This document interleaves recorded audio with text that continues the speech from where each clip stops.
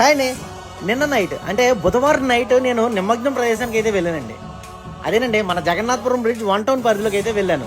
అయితే నిన్న చాలా వినాయకుడి విగ్రహాలు అయితే నిమగ్నానికి వచ్చాయండి.